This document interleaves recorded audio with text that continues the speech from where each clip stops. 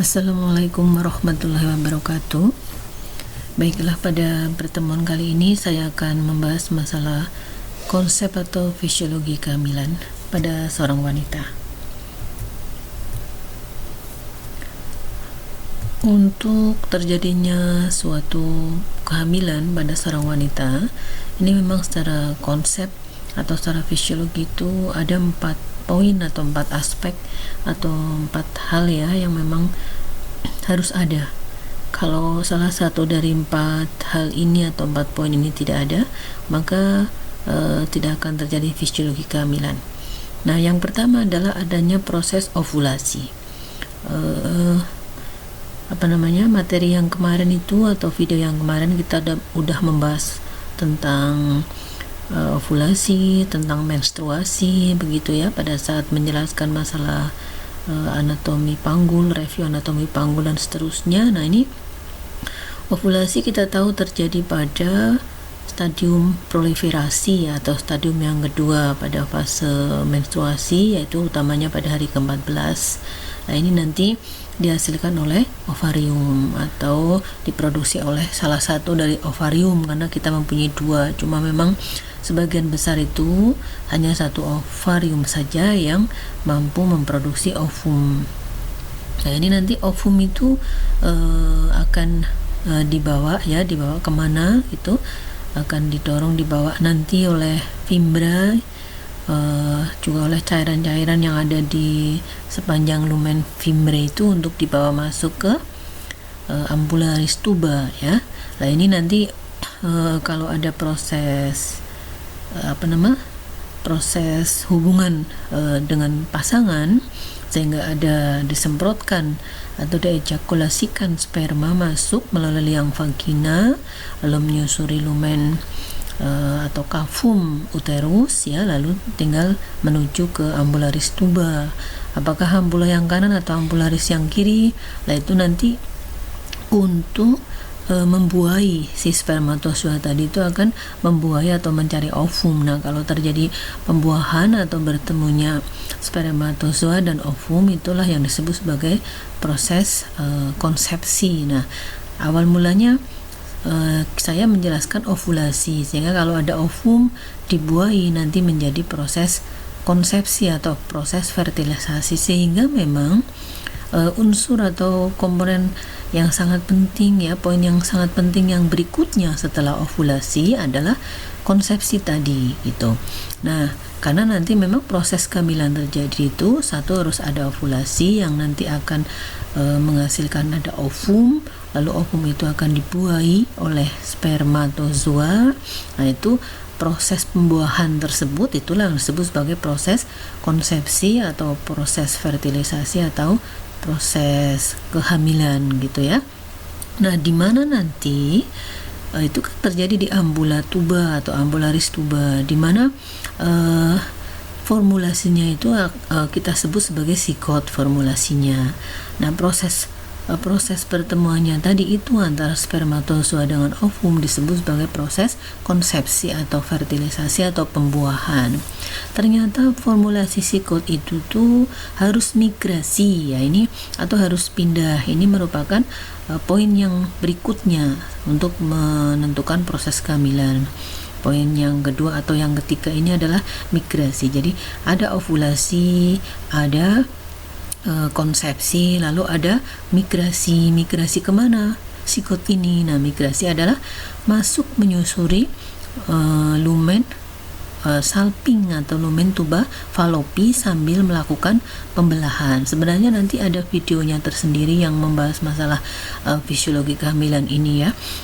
Ini untuk saya jelaskan terlebih dahulu secara narasi. Nanti akan saya berikan share link videonya untuk fisiologi kehamilan, dan itu juga sebenarnya kalau mahasiswa mau menggoogling sendiri itu juga banyak pilihan-pilihan video tentang fisiologi kehamilan. Nah, melakukan pembelahannya bagaimana, secara apa? Adalah secara genap atau haploid ya. Makanya kita kenal ada istilah dari 2 membelah, awalnya 2 terus 4, secara genap 6, 8 10, 12 dan seterusnya sehingga menyerupai seperti morula. Makanya stadium itu disebut sebagai stadium morula begitu. Lalu kemudian juga sambil membelah lagi ya, semakin banyak sel-sel terbentuk, nanti ada disebut sebagai stadium blastula. Ini sudah mulai hari ke-3, hari ke-4 ya. Nanti sambil menggelinding lagi, sambil pindah atau migrasi lagi, itu nanti stadiumnya sudah mau masuk stadium morula sudah, blastula sudah, nanti tinggal stadium blastosit misalnya.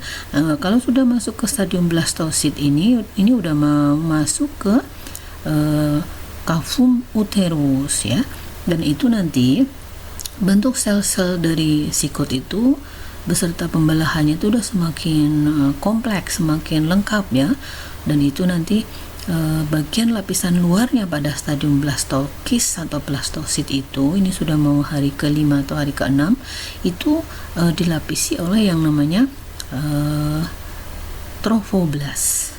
Dilapisi oleh yang namanya trofoblast, di mana trofoblast itu mampu melakukan destruksi secara enzimatik pada lapisan endometrium. Endometrium itu ada lapisan di dalam uterus.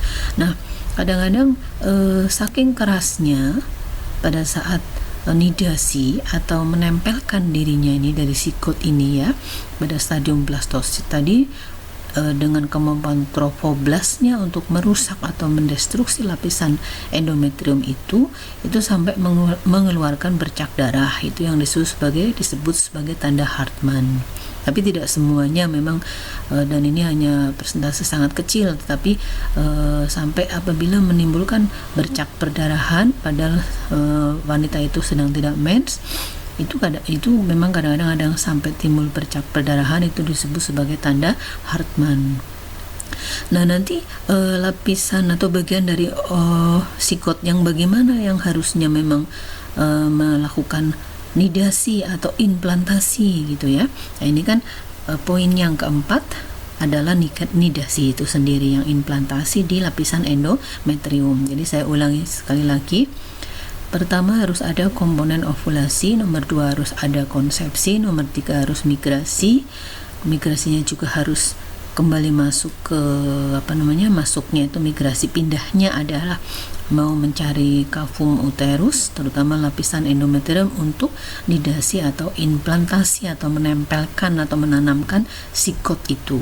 Karena beberapa kejadian pada kehamilan ektopik atau kehamilan di luar rahim atau di luar organ reproduksi itu karena memang terjadi akibat malposisi atau salah menempel atau salah nidasi ya, malimplantasi pada periode blastosit itu salah menanamkan dirinya, harusnya di dalam lapisan endometrium bagian atas baik depan maupun bawah, tapi ada yang mungkin terlalu turun di bagian bawah menjadi kehamilan ektopik cervicalis gitu ya. Ada juga yang tidak mau migrasi atau tidak mau pindah, adanya di ambularis tuba saja. Jadi pembelahan di situ, terus nempel di situ terus untuk tumbuh kembang, padahal itu bukan tempat yang baik untuk bertumbuh kembang janin, bukan tempat yang seharusnya untuk tumbuh kembang janin. Walaupun ambularis tuba itu bagian yang luas dibanding bagian tuba yang lain. Besok kalau membahas masalah patologi pada kehamilan itu kita bisa singgung sedikit tentang kehamilan ektopik. Oke. Nidasi yang normal bagian yang mana? Nidasi yang normal adalah mestinya bagian yang sel mass, inner cell mass itu adalah bagian yang normal untuk nidasi dari sikot. Karena kalau nanti bagian yang bukan inner cell mass, bukan inti dari bagian bayi yang besar atau bagian calon janin yang besar itu, atau bukan bagian inner cell mass-nya, itu nanti akan mengindikasikan kemungkinan tali pusat yang nempel dengan plasenta ibu ya nanti tidak berada di sentralis atau tidak berada di tengah. Nanti akan kita jelaskan di slide berikutnya. Oke, kalau kita mau review tentang definisi kehamilan, ini pengertiannya adalah kehamilan itu ya otomatis suatu produksi individu baru ya, atau produksi artinya ada proses ke individu baru di mana memang proses itu terjadi akibat pertemuan antara spermatozoa dengan ovum ya, di mana akan membentuk sebuah formasi atau formulasi yang disebut sebagai sigot. Lalu periodenya selama 9 bulan ini nanti akan mengalami perubahan-perubahan atau mengalami pembelahan atau transformasi ya secara haploid, jelas seperti itu.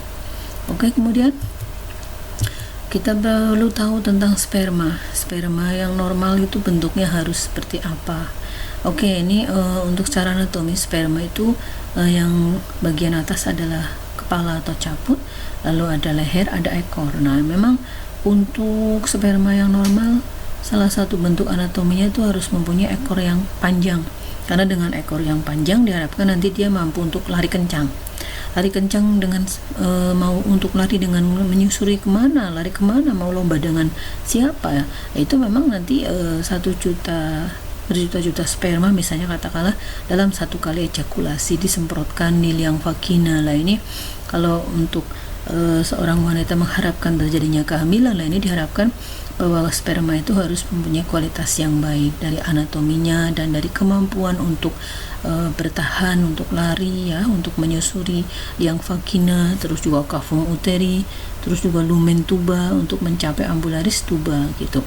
Itu dari sperma. Kemudian kalau dari bentuk ovarium ini secara anatomi ini di dalamnya banyak berisi folikel-folikel ya. Dari seorang bayi perempuan itu di dalam ovariumnya itu memang masih sangat sedikit, lalu nanti remaja bertambah jumlah folikelnya, apalagi kalau sudah menstruasi semakin bertambah jumlah folikelnya. Terus usia produktif itu paling maksimal jumlah folikelnya katakanlah sekitar 500 sampai 750-an ya. Tapi kalau sudah mau pramenopause misalnya pada wanita, itu akan mengalami jumlah folikel mengalami penurunan jumlah folikel. Lalu apalagi kalau sudah mengalami menopause, sudah itu memang sudah tidak lagi ovariumnya memproduksi folikel. Makanya kenapa untuk perempuan itu ada golden period untuk benar-benar memperhatikan atau menyiapkan usaha reproduksi. Makanya ada istilah wanita usia subur, sehingga memang jangan sampai kesempatan emas bagi seorang wanita itu terlewatkan ya.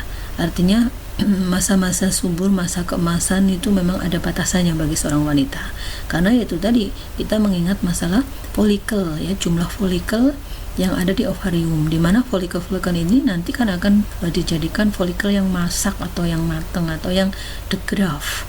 Oleh karena hormon FSH, follicle stimulating hormone, nanti kan akan diproduksi dari ovarium ya, dalam bentuk ovum dikeluarkan, sehingga silakan untuk dibuai oleh sperma. Nah, kalau folikelnya sedikit, ini memang ya nanti sulit sekali ovarium untuk memproduksi ovum, sehingga memang ya sulit juga untuk hamil. Nah, makanya waktu video yang pertama saya juga sudah singgung, kalau usia perkawinan atau pernikahan di Indonesia memang dikatakan boleh kurang dari 20 tahun, yaitu sekitar usia 18 tahun itu udah boleh menikah. Tapi sebaiknya untuk hubungannya dengan kesiapan organ reproduksi dan lain sebagainya itu memang bisa dimulai minimal usia 20 tahun, tapi juga jangan sampai melebihi dari usia 35 tahun. Sehingga kalau kita lihat secara teori keperawatan maternitas ya, itu usia yang paling efektif yang saya sebut sebagai golden period itu ya memang antara usia 20 sampai maksimal 34 tahun begitulah ya, atau maksimal 34 atau 35, silahkan itu dipertimbangkan betul untuk merit, untuk punya anak berapa, di planning betul seperti itu, karena kita berhubungan dengan jumlah folikel yang ada di ovarium. Nah, ini adalah kalau dilihat atau dibuka nih ya, namanya ovarium tuh di dalamnya banyak sekali terdapat folikel, dan folikel ini memang mempunyai perkembangan usia dan kematangan. Jadi kalau yang masih muda itu disebut sebagai folikel primordial atau folikel primer, terus nanti menjadi folikel sekunder. Ini ya gambar-gambaran urutannya. Lalu kalau ini pemasakan atau pematangan folikel tadi sudah saya sebutkan itu akibat dari hormon FSH ya. Lalu yang berikutnya lagi nanti tinggal menjadi folikel yang masak atau vesicular atau degraf. Nah, ini ciri-cirinya kalau sudah degrafi ini, folikel degraf ini adalah intinya yang tadinya berada di tengah itu akan terdorong ke pinggir sehingga nanti akan mudah dikeluarkan. Nah, ini kalau sudah dikeluarkan dari ovarium ini intinya berbentuk seperti ini. Lapisan luarnya ada corona radiata ya, dan nanti akan dibawa masuk, ditangkap oleh fimbre dengan gerakan ovum pick up mechanism, lalu akan dibawa ke ambularis tuba yang tadi proses untuk terjadi konsepsi atau pembuahan. Nah, seandainya seorang wanita itu belum mempunyai pasangan, belum married, ini bukankah setiap bulan pada periode hari ke-14 menstruasi atau stadium proliferasi hari ke-14-nya itu adalah tetap menghasilkan ovulasi. Dan nanti ovum ini akan bagaimana, akan diapakan begitu kan. Nah, kalau memang bagi wanita yang belum menikah sehingga tidak ada proses konsepsi atau pembuahan, ini awal mula memang ovum yang baru dikeluarkan atau diproduksi melalui proses ovulasi itu banyak sekali masih mengandung hormon, banyak sekali masih mengandung nutrisi sehingga warnanya masih kemerah-merahan. Itu yang disebut sebagai corpus rubrum ya. Nanti bertambahnya dengan umur, karena memang ovum itu punya masa umur.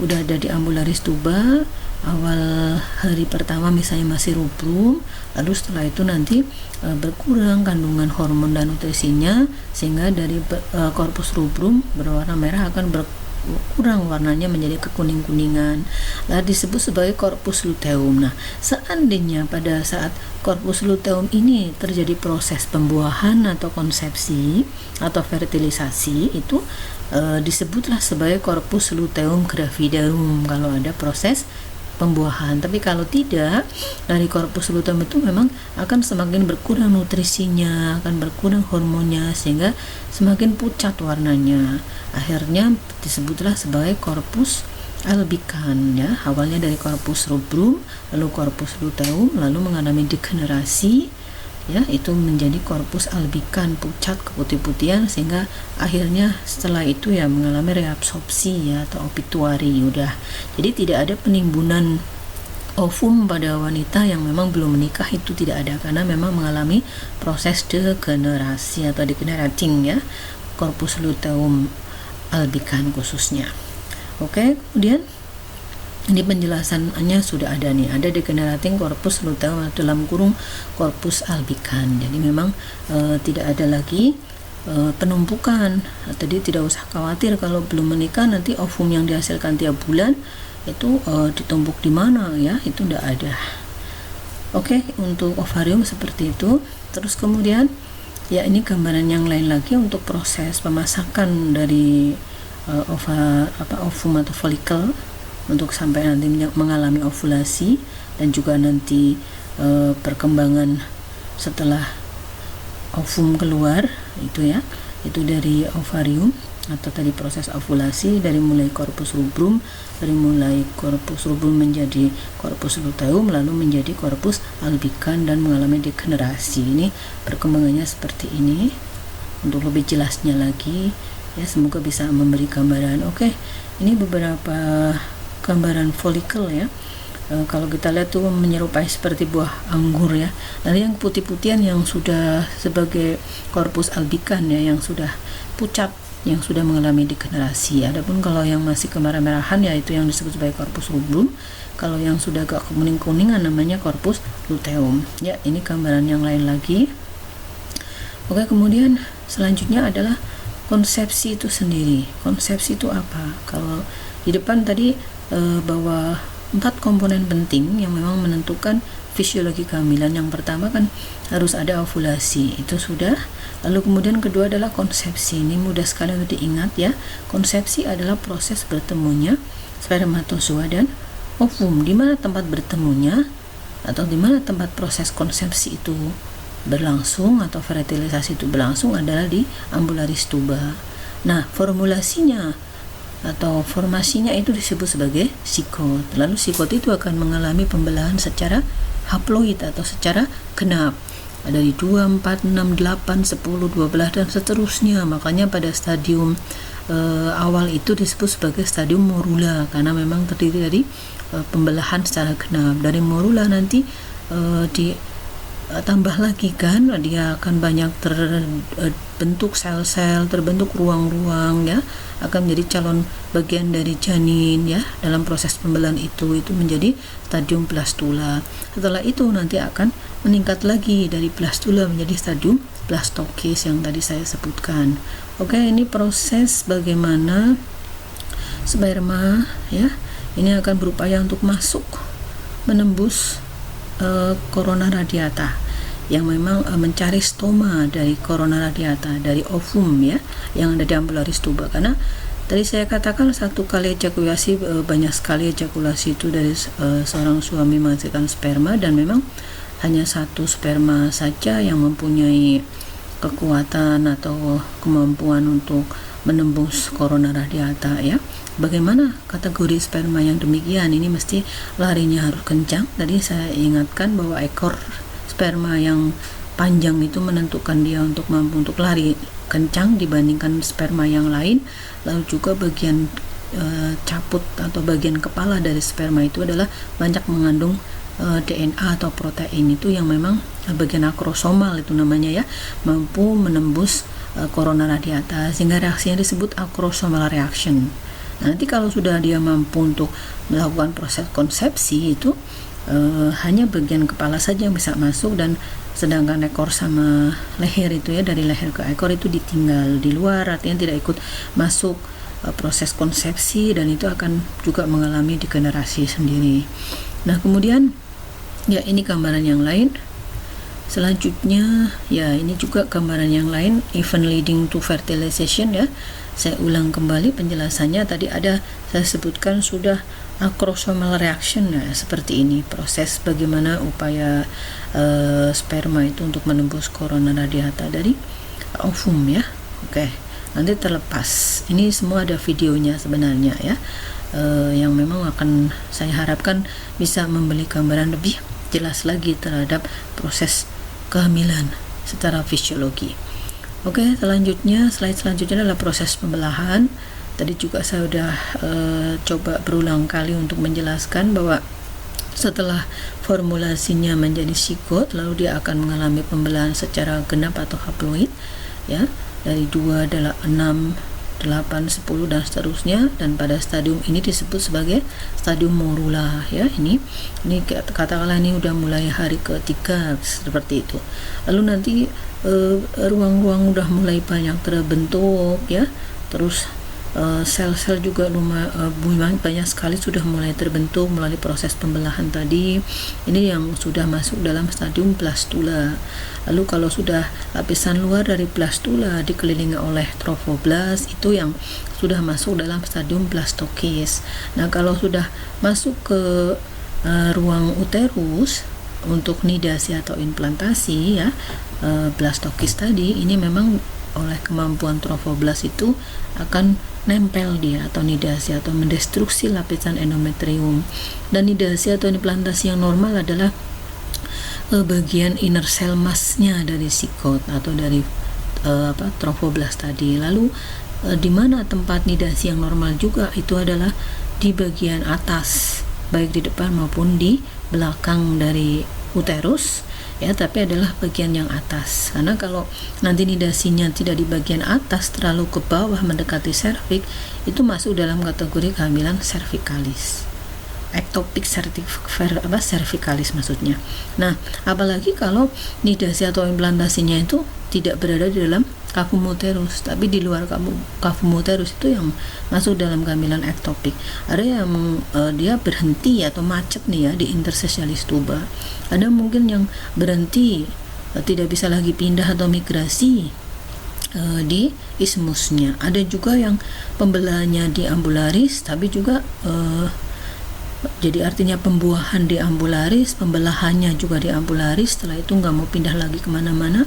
Ini menjadi kehamilan ektopik ambularis tuba. Ini memang mempunyai persentase yang paling tinggi dibanding ektopik yang lain. Tapi walaupun bagaimana, ini ambularis tuba bukan merupakan tempat yang media yang baik untuk tumbuh kembang janin ya, sehingga nanti kemungkinan lama-lama tuh lumen tubanya akan pecah. Nah, kalau sudah lumen tubanya pecah karena nggak kuat, umur kehamilan bertambah, kan otomatis ini masanya bertambah, besar masanya, volumenya bertambah, sehingga lumen tubanya nggak kuat, sehingga pecah. Nah, nanti proses pecahnya itu akan keluar hasil konsepsi. Nah, kalau hasil konsepsi keluar, nanti akan jatuh dia. Jatuhnya nempelnya di mana?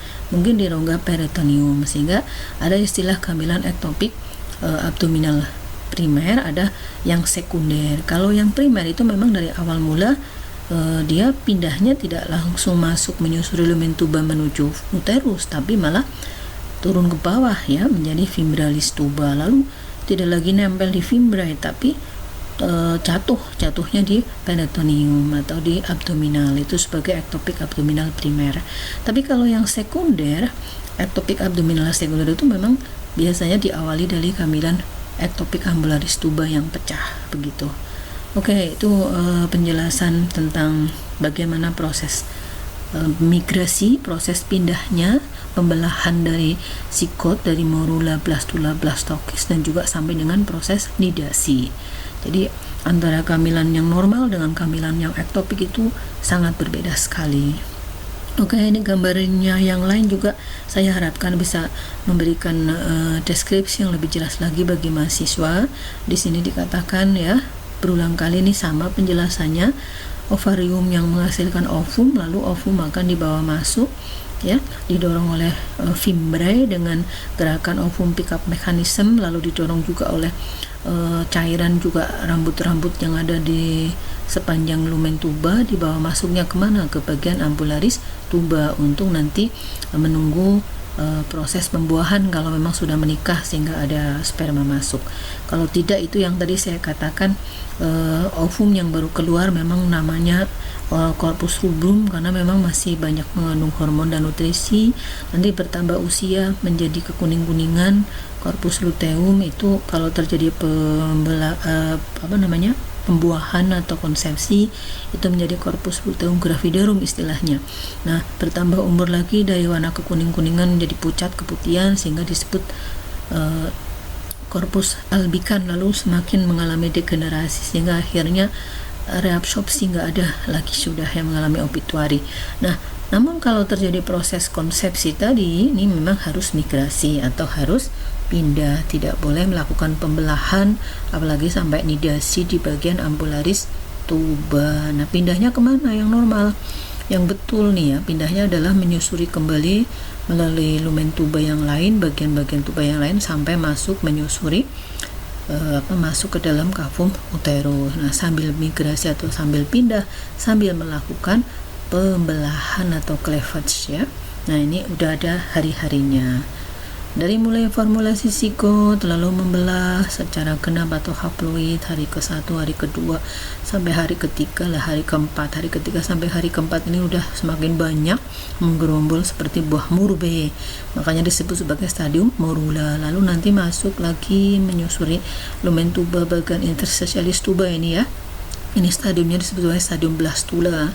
Nah, nanti kalau udah mau masuk mau nempel, mau nidasi, mau implantasi, ini udah dari blastula tadi. Stadium blastula itu lapisan luarnya disebut sebagai atau dikelilingi oleh trofoblast. Nah, di mana ini sudah hari ke-7 atau 1 minggu ya, hari ke-6 atau hari ke-7 lah, seperti itu. Nah, ini trofoblast itu ternyata mempunyai kemampuan untuk merusak atau mendestruksi lapisan endometrium yang ada di dalam uterus. Makanya nanti kalau sampai mengeluarkan bercak darah walaupun hanya sedikit, itu yang disebut sebagai tanda Hartmann. Itu adalah proses akibat nidasi atau implantasi dari sikot. Nah, ini setelah selesai nidasi atau implantasi tinggal tumbuh kembang, dan kalau sudah nempel seperti itu ya di lapisan endometrium itu istilahnya itu tidak lagi disebut sebagai sikot tapi sudah disebut sebagai embrio. Nah, Ini kalau nidasinya belum kenceng ya, belum kuat, itu memang kemungkinan untuk terlepas ya. Itu mudah sekali, sehingga hati-hati. Tapi kadang-kadang tuh beberapa wanita tidak begitu mengetahui bahwa ternyata ada proses kehamilan, ada proses nidasi ya. Oke, kemudian kalau sudah menjadi embrio istilahnya, ini tinggal menunggu proses tumbuh kembang berikutnya ya. Nanti ada slide berikutnya yang menjelaskan tiap fase untuk tumbuh kembang janin. Tapi sebelum itu saya ingin mereview kembali bahwa untuk proses nidasi atau implantasi yang normal dari bagian trofoblast atau blastokis tadi atau sikot tadi adalah bagian inner cell mass of blastocyst. Karena apa? Ini nanti mengindikasikan bagian inner cell mass ini, kalau udah yang nempel adalah bagian itu atau nidasi bagian itu mengindikasikan nanti insersi tali pusat yang akan terbentuk dari mulai tubuh janin atau body start pada tubuh janin yang nanti panjang sampai 45 sampai 60 cm dihubungkan dengan plasenta ibu nanti yang nempel di dinding rahim, itu adalah insersinya tepat di tengah atau disebut sebagai insersi sentralis atau parasentralis. Karena memang yang melakukan nidasi atau implantasi di lapisan endometrium itu adalah bagian inner cell mass dari blastokis. Terus kemudian kalau bagian yang lain bagaimana? Lah itu kemungkinan akan mengindikasikan insersi tali pusat nanti di plasenta itu adalah tidak tepat di tengah, mungkin agak ke tepi atau marginalis atau paritalis, atau ada juga yang insersinya itu malah justru hanya di selaputnya saja dari plasenta. Itu namanya insersia filamentosa. Kenapa memang dengan insersi dari tali pusat yang dihubungkan dengan plasenta itu sangat penting, karena yang namanya plasenta itu merupakan bagian sangat vital untuk tumbuh kembang janin.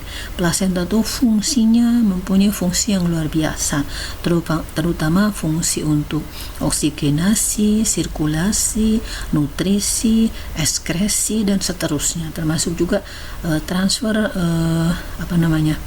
antigen, antibodi, termasuk juga sebenarnya transfer yang tidak mendukung kesehatan janin. Misalnya kalau ibunya punya riwayat penyakit yang bersifat genetik ya, bukan menular juga bisa juga, misalnya seperti HIV, AIDS misalnya, juga kelompok TORCH, toxoplasmosis, terus juga cytomegalovirus, herpes dan seterusnya. Itu beberapa kasus penyakit-penyakit yang disebabkan oleh virus, di mana itu juga bisa membuat efek atau menjadikan kecacatan ya terhadap karena mengganggu proses tumbuh kembang janin. Akhirnya janinnya mengalami proses infeksi, proses kecacatan baik mental maupun fisik, dan juga mungkin gangguan pertumbuhan sehingga bayinya menjadi BBLR, apalagi kalau sampai kecacatan atau deviasi atau defek seperti itu. Sehingga dikatakan itu sangat penting sekali distribusi plasenta ya, otomatis yang baik, yang positif untuk janin itu sangat penting. Makanya ibu hamil itu tidak boleh sembarangan mengkonsumsi obat-obatan, tidak boleh sembarangan minum juga makanan-makanan yang mungkin diragukan untuk kebersihannya, untuk kematangannya. Ya intinya memang harus benar-benar harus hati-hati betul apa yang dimakan, kandungan gizinya, makronutriennya, mikronutriennya dan seterusnya. Terus paparan-paparan seperti asap rokok, terus apalagi sekarang ya zaman COVID, ini luar biasa bagi semua ibu hamil di kala era seperti ini, era COVID, itu harus betul-betul dia prepare sendiri, sangat hati-hati. Itu kita menjelaskan masalah inner cell mass of blastocyst, tapi memang bisa mempengaruhi kemana-mana. Oke. Selanjutnya gambar yang lain sepertinya masih sama, yaitu bagaimana proses kehamilan dan perpindahan ya atau perjalanan ovum atau sikot, khususnya karena sudah menjadi sikot, untuk menuju nidasi atau menanamkan dirinya menuju uterus. Oke, kemudian selanjutnya lagi implantasi. Kita kalau mau mengetahui, tadi kan saya katakan bahwa implantasi atau proses nidasi dengan inner cell mass-nya dari blastokis itu di lapisan endometrium, yang betul adalah di bagian atas, baik di depan maupun di bawah, baik di depan maupun di belakang, yang penting di bagian atas dari uterus. Oke. Kalau nidasinya baru awal-awal, itu memang dia belum kuat atau dia belum mencengkeram dengan kencang. Ya, ini ada gambaran inner cell mass, sehingga mudah sekali untuk lepas atau terjatuh begitu. Nah ini, tapi kalau sudah, terutama lepasnya akibat apa? Mungkin karena akibat terpeleset atau akibat goncangan, atau bisa saja karena akibat hubungan dengan suami. Itu kadang-kadang juga bisa disebabkan itu, sehingga akhirnya proses kehamilan tidak dilanjutkan atau tidak bisa berlangsung. Oke, kemudian ini gambar berikutnya tentang implantasi, yang dimana ini sudah semakin kuat ya. Ini ada gambaran syncytiotrophoblas, ada cytotropoblas ya. Ini adalah gambaran-gambaran bagaimana proses nidasi atau implantasi berlangsung atau terjadi. Selanjutnya silakan dilihat sejenak untuk gambar berikutnya. Ini adalah sudah masuk ke proses tumbuh kembang janin secara fisik ya. Kita lihat dari usia-usia kehamilannya ya, dihitung dari mulai hari atau minggu sampai nanti usia dalam bulan dan seterusnya. Yang pertama misalnya pada mulai 1 minggu nih ya, atau di sini katakan hari ke-7,5 implantasi ya. Ini ya, kalau kita lihat memang belum menampilkan atau belum menggambarkan secara jelas mana calon bakal janin, mana nanti sebagai placenta, itu belum nampak. Apalagi tali pusat itu belum nampak, karena ini baru usia 1 minggu. Justru malah harus hati-hati betul agar nanti tidak sampai terlepas ya proses nidasinya tadi yang seperti saya baru jelaskan. Nah kalau sudah 9 hari seperti ini gambarannya, sudah mulai memisahkan diri ya, sudah artinya sudah mulai akan membentuk ruangan-ruangan, lapisan-lapisan atau layernya juga mulai sudah terbentuk, mana nanti akan sebagai calon chorion, terus juga amnion, terus juga yolk sac dan seterusnya, sampai nanti pada hari ke-16 ya, hari ke-16 yang embrio ini, stadiumnya sudah embrio namanya. Hari ke-16 embrio itu sudah semakin jelas lagi ya. Ini ada cavum amnion, sudah mulai nampak jelas nih. Terus kemudian lapisan layer dari janin juga sudah mulai terbentuk dengan jelas. Ada 3 lapis, lapisan luar ectoderm, lapisan yang tengah adalah meso, dan lapisan yang paling dalam adalah endoderm. Nah ini ketiga lapisan ini mempunyai fungsi yang sangat vital, sangat penting untuk proses organogenesis nanti selanjutnya, karena memang ini membentuk organ-organ yang sangat penting atau sangat vital bagi janin. Nah kemudian juga mulai forming body stalk, awal mula body stalk atau tali pusat sudah mulai akan terbentuk. Ini belum kelihatan jelas tapi sudah ada tempatnya ya, nanti akan sebagai forming body stalk atau tali pusat. Oke, kemudian proses tumbuh kembang janin berikutnya ini hampir mirip dengan tadi. Diawali yang ini, gambar yang slide ini adalah diawali dari hari ke-9 proses blastosit. Ini seperti ini ya, baru terbentuk ada amnion, cavum amnion dan seterusnya. Lalu kalau hari ke-16 juga tadi saya sudah sebutkan ada ectoderm, mesoderm dan seterusnya. Nah baru kalau sudah 1 bulan ini ya, 4 minggu embrio, ini juga udah mulai tergambar dengan jelas ya, bahwa walaupun proporsi tubuh janin itu memang masih belum relevan atau belum signifikan, tapi memang kalau dilihat sepintas nih pada usia 1 bulan itu sudah mulai akan terbentuk gambaran ini kepala, terus ini punggung ya, tulang belakang, yang ini bagian bawah ini adalah calon kaki, terus ini yang kecil kelihatan ini adalah calon tangan dan seterusnya, dan ini tali pusatnya sudah mulai terbentuk. Oke, nah ini yang bagian bawahnya adalah ada yolk sac. Nah ini tali pusat tadi udah namanya berubah dari forming body stalk, ini sekarang menjadi umbilical cord ya, yang nanti punya panjang sekitar 45 sampai 60 cm. Oke, kita lihat gambaran berikutnya tentang tumbuh kembang janin. Ya ini kalau lihat sikot secara close up tuh seperti ini ya, walaupun gambarnya nggak jelas ya. Jadi ada 2 massa atau 2 buah formulasi yang menyatu menjadi satu, ya, itu disebut sebagai sigot, yaitu isinya adalah spermatozoa dan ovum. Oke. Kalau morula secara jelas diambil di close up, itu gambarnya seperti ini. Untuk stadium morula. Nah, kenapa ini ada sperma yang mulai masuk juga? Ya nggak apa-apa ya, karena memang walaupun ibu hamil sudah ada proses kehamilan tumbuh kembang janin di dalam rahim, itu juga nggak apa-apa ada sperma masuk ke dalam uterus dan seterusnya ke organ reproduksi.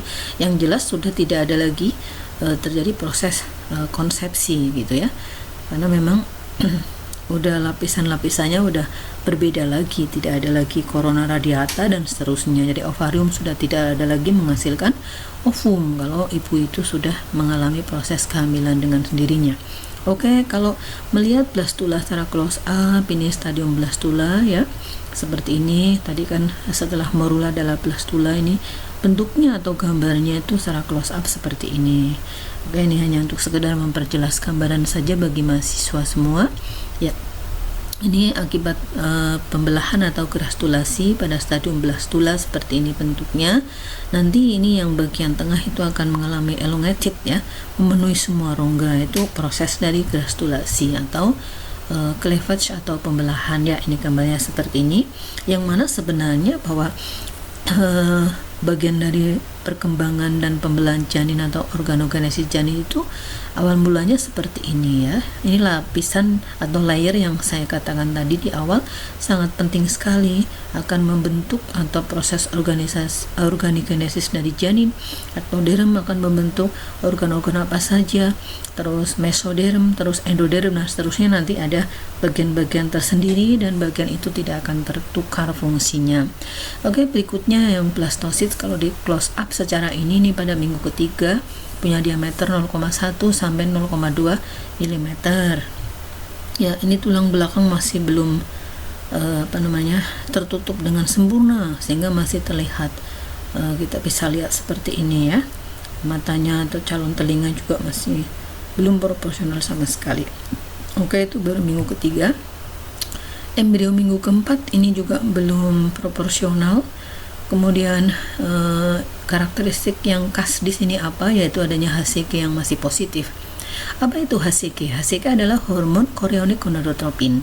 Nah, ini justru hormon ini sangat mempunyai andil besar karena memang dia untuk mampu memberikan atau berkontribusi terhadap pemeriksaan serologis ya, atau pemeriksaan biologis, yaitu PP test yang kita sering kenal, PP test begitu, dengan menggunakan alat-alat yang sederhana. Itu juga bisa menggunakan pemeriksaan urin saja, karena bisa dengan urin, bisa dengan darah dan seterusnya. Nah, yang paling banyak dipakai oleh masyarakat dan mudah dan juga itu tingkat validitasnya tinggi itu adalah dengan PP tes saja, itu nggak masalah menggunakan urin.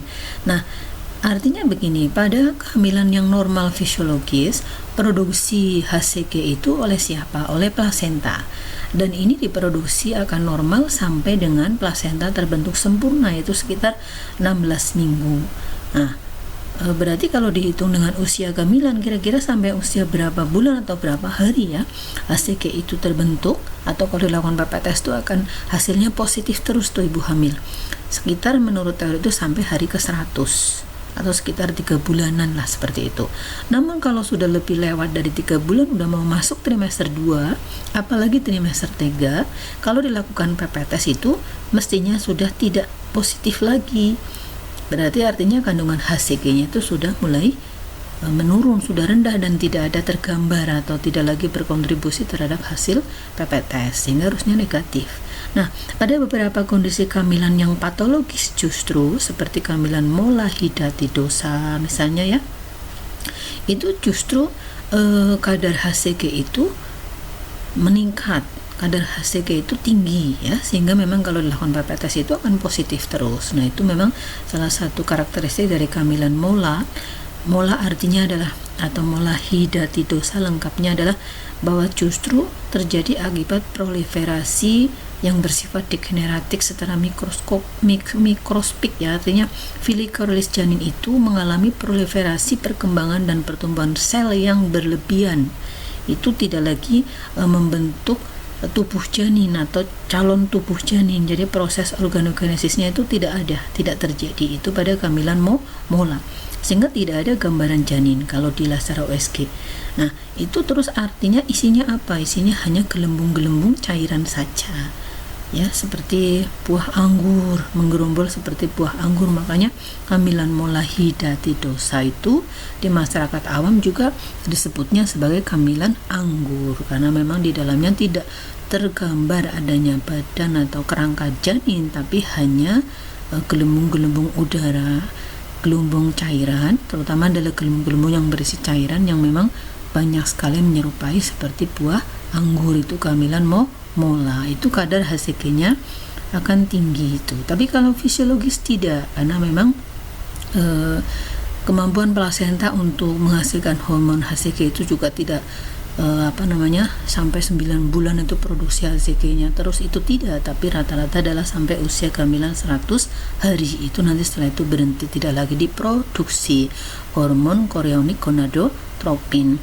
Nah, kemudian selain berfungsi atau berkontribusi terhadap fungsi tes biologis, yaitu tadi saya sebutkan tes PPTS, untuk hormon chorionic gonadotropin itu ternyata itu istilahnya itu juga ini sering disebut sebagai hormon kehamilan. HCG ini adalah nama lainnya hormon kehamilan, di mana hormon ini juga akan menyebabkan rasa mual terhadap ibu hamil itu sendiri. Itu adalah dari pengaruh HCG yang berlebihan, atau yang memang setiap ibu hamil kan mesti ada dari plasentanya menghasilkan HCG. Tidak mungkin tidak, itu jelas. Cuma memang kadarnya antara wanita satu dengan lainnya tidak sama, dan semakin tinggi kadar HCG akan semakin menimbulkan rasa mual pada seorang ibu hamil gitu. Di samping nanti rasa mual terus akhirnya juga memicu timbulnya rasa muntah pada ibu hamil, itu juga dipengaruhi oleh peningkatan kadar HCl yang ada di lambungnya, di sistem pencernaan, atau asam lambung itu meningkat. Kenapa asam lambung meningkat? Ini akibat hormon estrogen. Nah, ini makanya ibu hamil itu mengalami banyak perubahan baik secara fisik terutama, dan juga nanti secara psikologis. Itu nanti akan dibahas secara jelas, secara rinci oleh saya juga, ketemu lagi dengan saya, yaitu khusus nanti pada video tentang perubahan dan adaptasi secara fisik maupun psikologis pada ibu hamil. Seperti itu ya. Oke, kemudian kita lanjut minggu kelima. Ini tadi lapisan atau layer yang sangat penting sekali. Ada 3 lapisan yang mempunyai fungsi untuk proses organogenesis pada bayi atau janin ini mempunyai fungsi yang tidak akan tertukar dan sangat vital. Oke, ini gambarannya untuk minggu kelima seperti ini, belum begitu jelas sekali, tetapi memang bagian-bagiannya sudah dijelaskan sesuai gambar yang ada di slide. Ini yang ada di kepala, ini calon otak nih ya, brain, terus ini calon mata, lalu ada hati, terus ada branchial arch, ada liver, ada arm bud, dan seterusnya. Terus yang ini adalah umbilical cord atau tali pusat ya, terus ada plasenta, tidak begitu kelihatan, dan seterusnya. Oke, ini memang yang namanya plasenta nanti akan nempel di dinding rahim ibu. Dia mempunyai 2 sisi atau 2 permukaan. Satu sisi dia akan nempel di dinding rahim, lalu yang satu sisi akan berhubungan dengan tubuh janin. Nah, ini yang saya katakan tadi, kalau inner cell mass dari blastokis itu yang nempel pertama kali atau menidasi pertama kali di lapisan endometrium tadi di dalam uterus, itu nanti insersi tali pusat yang berhubungan dengan plasenta itu berada tepat di tengah. Nah, harapannya kalau insersi tali pusat berada tepat di tengah plasenta ibu ini yang nempel di dinding uterus, ini diharapkan distribusi makanan, nutrisi yang bergizi ya, dan seterusnya untuk memberikan tumbuh kembang janin, untuk asupan nutrisi, oksigenasi untuk bertumbuh kembang janin diharapkan menjadi maksimal, sehingga janin dengan mempunyai berat badan dan kualitas hidup yang baik, yang maksimal atau optimal. Oke.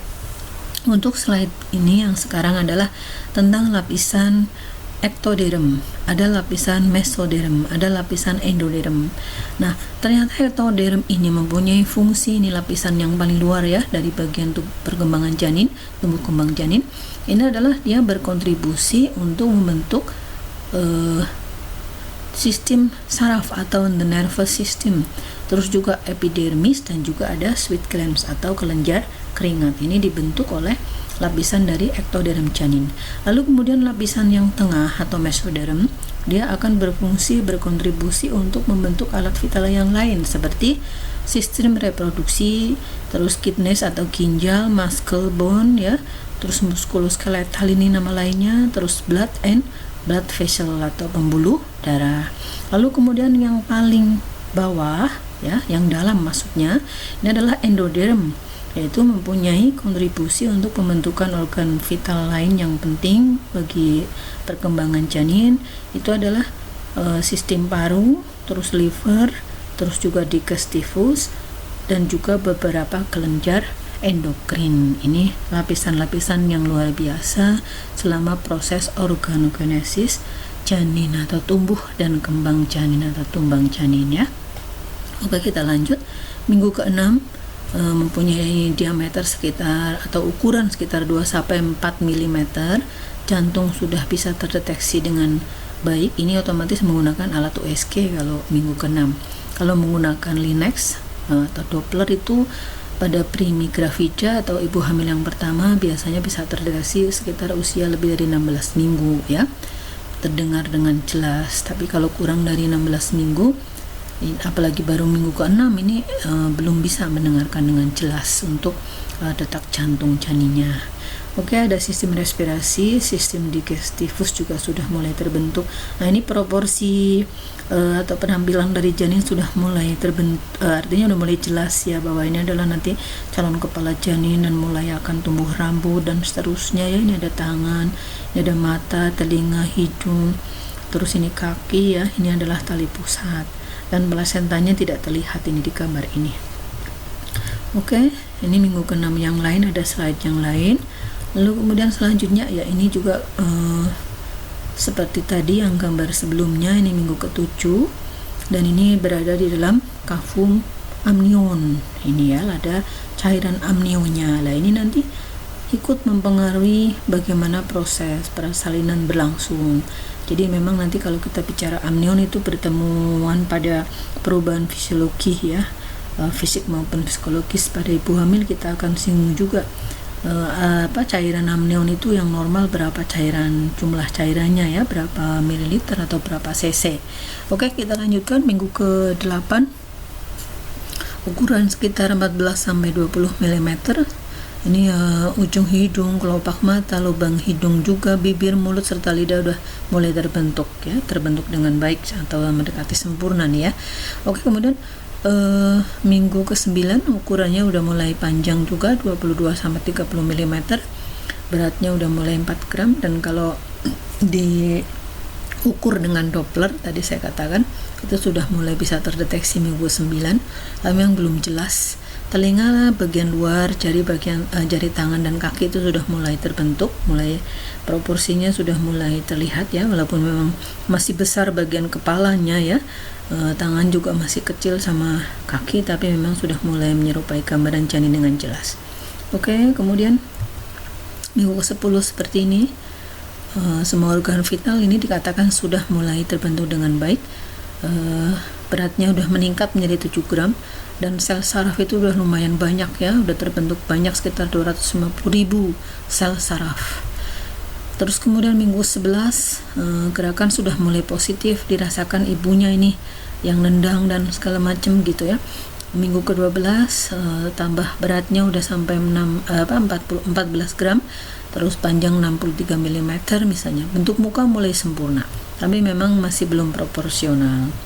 Oke, kemudian ini minggu ke-12 gambarnya seperti ini. Kalau kita lihat kepala tetap ukurannya masih lumayan besar dibanding proporsi tubuh yang lain. Kalau ini gambar ini adalah gambar USG asli ya, original, minggu ke-13, panjangnya 76 mm dan beratnya adalah 19 gram. Nah, plasenta masih terbentuk juga ini, karena nanti terbentuk sempurna pada sekitar usia minggu ke-16. Itu yang namanya pertumbuhan plasenta. Oke, minggu 14 ini ada yang harus kita cermati, ada istilah lanugo. Lanugo adalah nanti rambut-rambut halus yang nanti akan tumbuh mengelilingi atau menyelimuti bagian kepala, terus alis, telinga, terus bagian punggung dan seterusnya. Ini ada faktor genetik ikut berperan ya. Kalau orang tuanya punya rambut yang tebal, yang lebat, termasuk mungkin ikal atau keriting begitu atau kribo ya, itu ya nanti secara genetik itu diturunkan kepada anaknya atau bayinya. Oke, minggu ke-15 ini di sini kalau memang bayi itu akan berjenis kelamin perempuan, nanti folikel sudah mulai terbentuk dengan baik ya. Ini kalau dilihat dari gambaran USG ya, apalagi kalau yang 4 dimensi kemungkinan sudah bisa mendeteksi alat genitalianya ya atau jenis kelamin. Oke, minggu ke-16 nih 116 mm panjangnya dan beratnya sudah 80 gram. Nah, kalau kita lihat ini calon bayinya adalah perempuan ya, yang sedang memainkan ibu jari ini ya, sedang bermain-main. Oke, udah terlihat dengan jelas gambaran bayi atau janin. Lalu minggu ke-17 ini ternyata di sini berat sudah semakin bertambah, yaitu 100 gram. Rambut kening, bulu mata bayi, sidik jari juga sudah mulai terbentuk dengan baik. Lalu minggu ke-18 nih si bayi ini atau janin ini sudah mulai bisa melihat cahaya ya, mata melihat cahaya, beratnya sudah semakin bertambah. Lalu minggu ke-19 ada yang harus diperhatikan, ada istilah vernica seosa. Vernica seosa ini adalah semacam lapisan lemak yang menyelimuti juga tubuh janin. Ini yang membuat janin itu kalau pas kita menolong persalinan, apalagi dengan menggunakan handscoon jelas, itu menjadi licin tubuh janin itu karena memang dikelilingi oleh lapisan lemak ya. Di seluruh tubuh janin ya, bagian yang paling banyak biasanya itu di bagian leher ya, di punggung, terus di daerah muka, dahi, itu banyak vernik caseosanya ya, terdapat vernik yang banyak. Nah, ini semakin licin kalau ditarik atau untuk menolong persalinan. Oke, kemudian minggu ke-20 ini beratnya udah semakin bertambah sekitar 260 gram, panjangnya juga udah bertambah. Nah, ini untuk dermis, epidermis, kuku juga udah mulai tumbuh dengan baik. Nah, ini kebetulan juga karena posisi gambar seperti ini sehingga melalui gambar USG alat kelamin janin itu udah bisa mulai terfoto USG ya, tergambar dari USG, yaitu adalah kalau kita lihat ini adalah calon bayi perempuan karena di situ ada labia mayor ya, ada klitorisnya juga. Oke, minggu ke-21 demikian gambarnya. Lalu minggu ke-22 ini bentuk lebih proporsional. Minggu ke-23 ini ekstremitas sudah mulai sempurna. Minggu ke-24 paru-paru juga sudah mulai berfungsi, kulit bayi menebal. Oke, ini alisnya terlihat menebal putih, ini yang namanya diselimuti atau ditutup oleh vernica seosa. Lalu lanugo itu adalah atau downy hair ya, rambut-rambut halus. Ini kebanyakan di dahi dan seterusnya, termasuk di telinga ya, itu kadang tebal sekali. Ini juga kuku janin sudah mulai kelihatan panjang, bisa terlihat. Oke, minggu ke-25 atau 26 ini ya, itu biasanya memang bayi juga ada yang mengalami cekukan karena ternyata dia minum. Apa yang dia minum? Yang dia minum adalah air ketuban, lalu dia juga termasuk kencing di dalam uterus atau di dalam rahim, termasuk cekukan ya.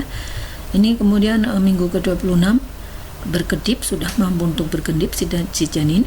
Lalu minggu ke-27 sampai ke-28 ini berat badan janin semakin bertambah, panjang juga otomatis semakin bertambah ya. Ini kalau kita lihat gambarnya ini adalah bahwa tubuh janin itu dililit oleh yang namanya tali pusat atau umbilical cord. Jadi bukan dililit usus, tapi adalah dililit oleh tali pusat. Kalau ususnya ya tetap berada di dalam abdomen ya. Ini adalah tali pusat yang memang ini body stuck tadi, calon pembentukan tali pusat ada di ini ya, di umbilicus dari janin.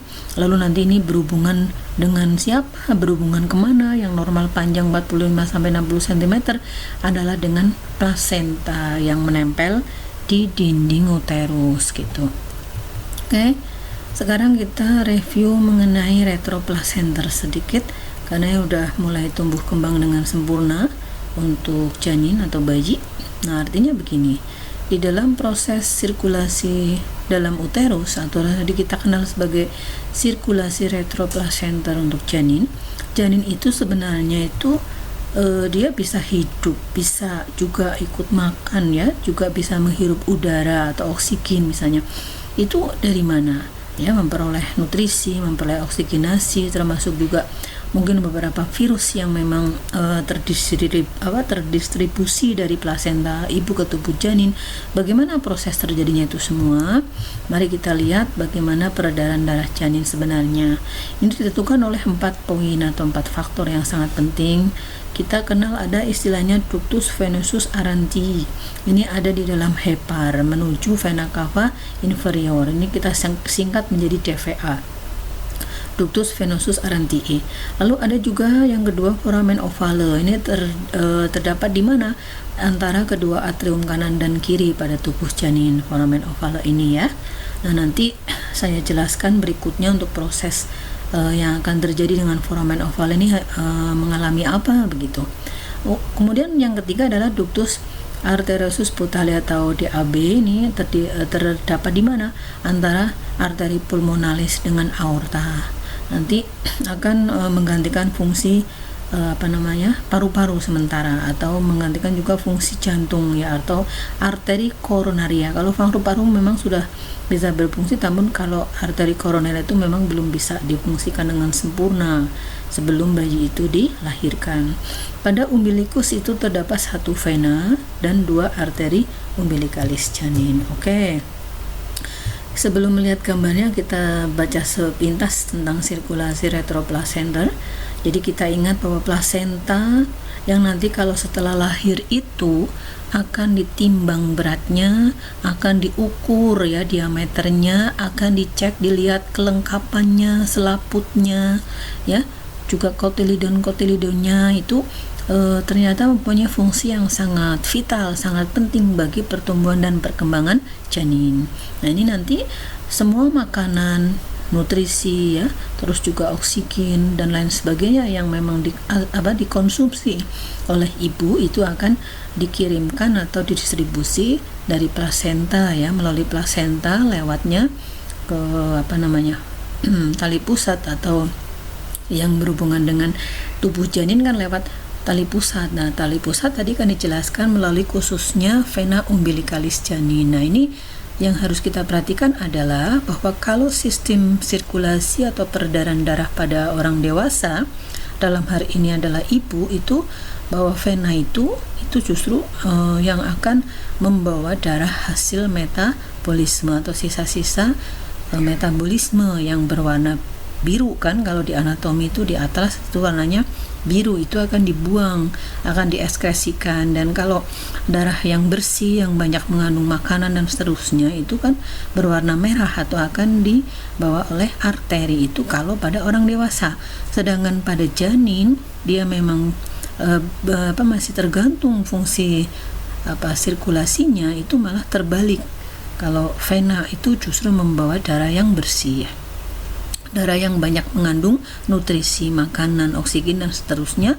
Kalau pada janin itu malah dibawa oleh vena umbilikalis janin. Artinya antara si ibu dengan si janin atau anak yang dikandungnya itu adalah bertolak belakang fungsi sirkulasinya, dan itu memang seperti itu.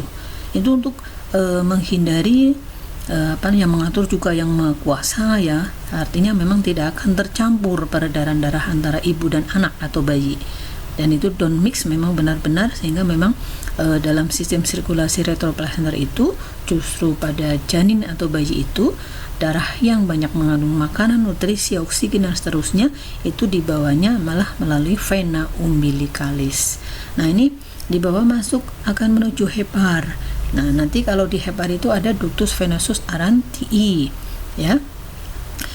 Darah dari plasenta ini melalui vena umbilikalis janin dibawa menuju hepar, lalu di hepar akan masuk ke atrium kanan.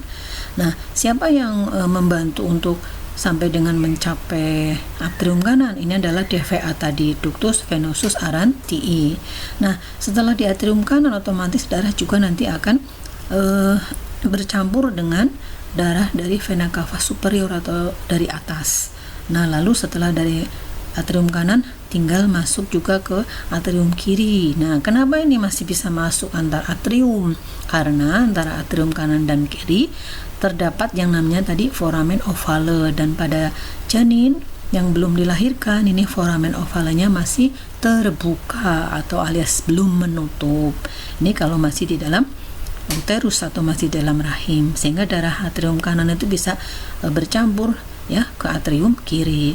Darah juga dari atrium kiri ke ventrikel kiri, dan sebagian dari atrium kanan juga ke ventrikel kanan melalui ductus arteriosus Potali, lalu ke paru-paru, ke aorta descendens, dan seluruh tubuh, lalu tinggal didistribusikan ke ekstremitas. Nah, kembali lagi untuk dikeluarkan ya, kembalikan lagi ke atrium kiri melalui apa? Melalui vena pulmonalis. Nah, setelah nanti bayi dilahirkan, ya ini otomatis kalau sudah kepala itu sudah crowning, sehingga tinggal nanti ditarik keluar seperti itu. Nanti kalau intranatal mungkin akan dikupas sedikit, tapi bahwa kompetensi D3 vokasi atau khususnya adalah D3 keperawatan vokasi itu tidak ada kompetensi untuk menolong persalinan ya, tidak ada kompetensi itu, sehingga ya hanya disinggung mungkin sedikit. Nah, bayi lahir menangis kuat, artinya yang normal adalah memang dia harus menangis, dan nangisnya kuat. Dengan menangis kuat nanti kan mulutnya terbuka lebar sehingga udara atau oksigen dari luar nih masuk. Nah, dengan adanya juga pemotongan tali pusat, nanti kan tali pusat akan diurut lalu diklem, pasang klem satu plus pasang klem satunya lagi. Ini keadaan ini nih meningkatkan tekanan di atrium kiri. Nah, tekanan di atrium kiri yang meningkat akibat bayi menangis kuat karena memang ada tekanan oksigen yang masuk melalui hidung gitu ya, terutama, dan itu juga tali pusat yang dipotong meningkatkan tekanan juga, apalagi dipotong dan diikat ya, terutama diikat itu akan meningkatkan tekanan di atrium kiri. Nah, mengakibatkan foramen ovale yang tadinya terbuka menjadi tertutup atau menutup. Itu akibat adalah bayi lahir menangis kuat, diri masuk, oksigen masuk ya, dihirup melalui pernafasan, organ pernafasan melalui hidung, lalu juga adanya tali pusat yang diklem atau diikat lalu dipotong, dan itu menyebabkan tekanan di atrium kiri meningkat sehingga foramen ovale menjadi menutup. Foramen ovale tadi yang terbuka antara atrium kanan dan atrium kiri menjadi menutup. Foramen ovale itu nama lainnya adalah seperti klep ya atau katup. Oke, itu penjelasan secara narasi. Kalau mau dilihat gambarnya seperti ini. Tadi dari plasenta, semua darah yang banyak mengandung nutrisi makanan ya, kita ulas sedikit sekilas saja.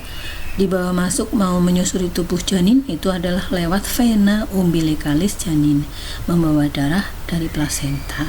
Ya, ini ada umbilicalis, melaluinya vena. Nah, ini dibawa menuju ke hepar. Nah, dari hepar nanti akan masuk ke dalam atrium kanan.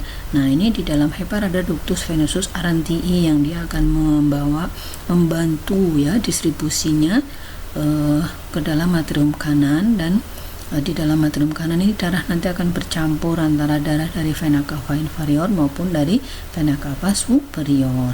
Nah, karena antara atrium kanan dan kiri masih ada foramen ovale yang belum tertutup, itu memang darah masih bisa bercampur antara atrium kanan dan atrium kiri. Selain itu juga darah dari atrium kanan bisa ke ventrikel kanan, dari atrium kiri juga bisa ke ventrikel kiri, juga bisa ke ekstremitas ya. Terus juga melalui ductus Potali itu juga bisa mencapai ke aorta dan seterusnya sampai ke bagian ekstremitas bawah gitu.